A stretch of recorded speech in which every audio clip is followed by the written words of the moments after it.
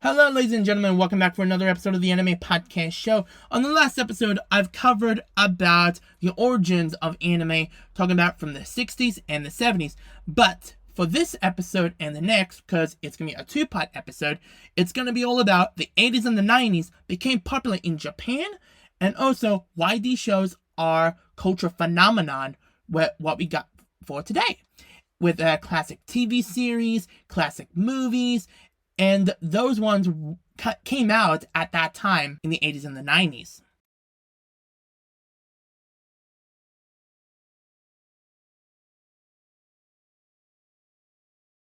It's the year of the 1980s. That's where anime started going through a visual quality renewal. They're about to begin to deal with stories never been done before and complex stories. Also, at that time, anime brought to home video market as an original video animation known as OVAs. Home videos opened up the floorgates to introduce new audiences, new viewers, especially those in internationally. Popular manga series turns into an anime series that changed the world and becomes a cultural fan base of these popular series. The trend started off with, from Toei Animation, is Dr. Slump from Akira Toriyama. In the later years, he will create a series that we will remember him for. Dr. Slump came out in 1981 for over 243 episodes and ended their run in 1986. But here's a fun fact about this show. The first episode of the original series was adapted in English by Harmony Gold in 1984, but the pilot was never picked up and never seen a light of day on television. But it got found out online years later of the series. And also, it made 5 theatrical movies in the 80s and 5 more in the 90s after that. But in the year of 1984, this manga series will be the most popular series of all time, and we will remember him for, but we'll talk about that later in the video. In the same year, in 1981, that after the success of Mobile Suit Gundam the television series, they reworked the footage as a 3-part separate theatrical films. The first 2 films, named Mobile Suit Gundam the Movie, Mobile Suit Gundam Soldiers of Sorrow, were released in 1981, and the third movie, named Mobile Suit Gundam Encounters in Space, were released in 1982 in the following year. In the following year, in 1982, this robot series named Super Dimension Fortress Macross. According to the story's creator says, a love triangle against the background of great battles during the first human-alien war. If you guys know or don't know, that this show got adapted in English to air on television in the mid-80s, and it changed to Robotech. If you guys remember Robotech, that's the series what it was in the early 80s in Japan. It's pretty rare that an anime series was airing at that time, and it was the first anime series to televise in the US to make an attempt for more complex and more drama to it. If it's an original Japanese source material and it was produced by Harmony Gold. The story has been adapted with edit content and revised some dialogue from the animation to combining 3 different mecha anime series into one single series.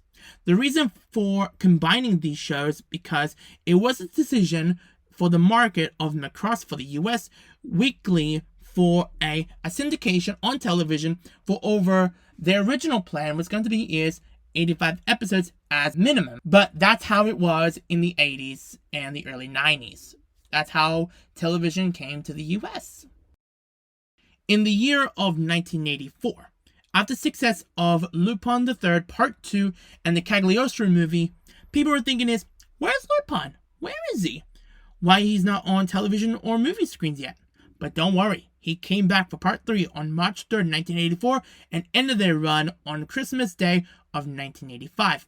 But at the same time during the broadcast, they premiered their movie named Legend of the Gold of Babylon. I've talked about Lupin before.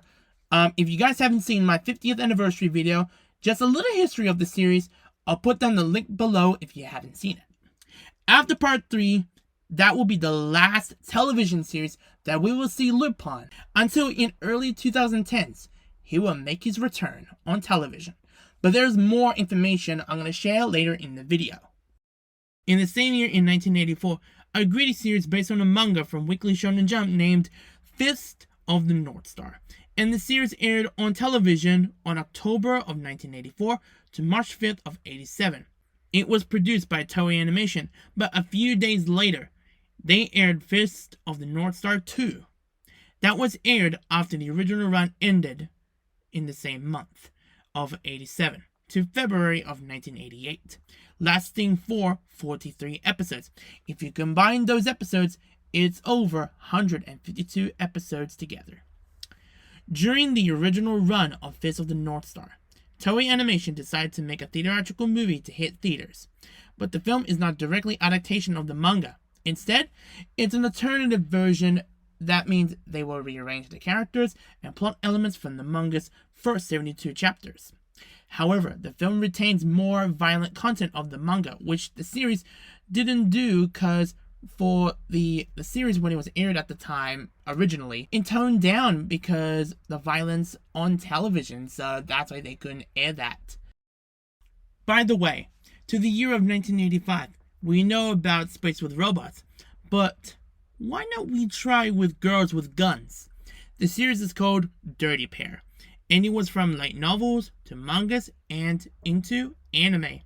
The first series came out in July of 1985 to December of 85 for over 26 episodes. Before moving on to the next thing, I want to mention that Nozomi Entertainment, they launched as a Kickstarter for the entire of October of 2021 to release the original TV series with a brand new fresh English dub, and adding to that, they are bringing back 2 of the original voice actors from the OVA series they dubbed years ago. After the series came out in the following year was their movie named Project Eden, and it came out in November of 1986. Before 86 comes around, this classic anime film that came out in December of 1985, and this movie named Vampire Hunter D. It's a dark future science fiction movie. I want to say a little fun fact about this. A decade later, in 1995, that Cartoon Network did an event called Night of the Vampire Robots, and that means they aired 3 different theatrical anime films in the same evening. But not only that, after the success of that broadcast and their film released in theaters, there was a fan demand to do a follow-up. So they made a sequel to the original movie. So the next movie was called Vampire Hunter D Bloodlust. And I would say it's another successful movie.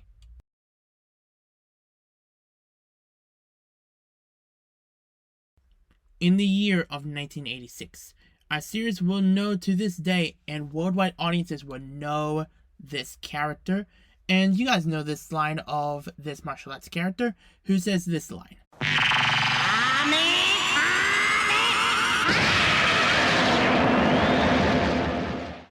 Dragon Ball is an adaptation of the same name for over 194 chapters of the manga, which was published by Weekly Shonen Jump. But for the anime, it went over for 153 episodes of the anime, and that came out in February of 1986 to April of 1989.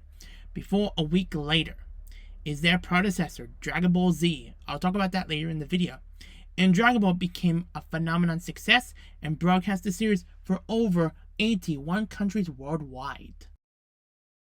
2 years later, in 1988, it's the biggest year for anime because in July of 1988, this film shocked the world and became the first anime film seen it worldwide, and it's called Akira. It's a cult classic. Akira tells the story of Kaneda, a leader of a biker gang with his friend Tetsuo, acquires telekinesis skills after a motorcycle accident, and he was threatened by the military government. After the film came out, it became a huge box office success in Japan, but for internationally, it became the greatest animated and science fiction films ever made as a landmark in Japanese animation. Back to the Lupin stuff. In April Fool's Day in 1989, they broadcast their first TV special named Bye Bye Liberty. After that year, their TV specials continues on and on to 1990 to 2019, except 2014, 15, 17, and 18, no TV specials were made at that time. So that was a little bit more about Lupin. The last show from the 80s before moving to the 90s, the biggest anime show of all time for over 291 episodes, and it's called Dragon Ball Z, or DBZ. It sets around 5 years after Dragon Ball. Goku is a father now, with his son named Gohan, and it will be the beginning of the series to the Saiyan saga, as if Goku needs to know about his past, that he is a Saiyan. Then we go to the biggest battles in anime history with Goku vs. Vegeta, to the Frieza saga going to planet Namek, Goku vs. Frieza, to the Android saga to save the future, it goes to Gohan vs. Cell, and Majin Buu saga is 7 long years after the Cell games arc, to fight an evil wizard to the evil Kid Buu in the Supreme Kai's planet. Until 10 years later, Goku leaves his family to train the reincarnation of Kid Buu as a good person. And the series, it became a success series of all time, but the biggest successful series I've ever seen in anime history. And it has impacted the culture, and it became the most popular series in the late 90s and the early 2000s. Internationally, and the ratings blew up. The average people watch the series in the States. In 30 to 40 plus years from now, the legacy is gonna grow. For new fans, new audiences will take a look at Dragon Ball Z as a whole. Now let's move to the 1990s.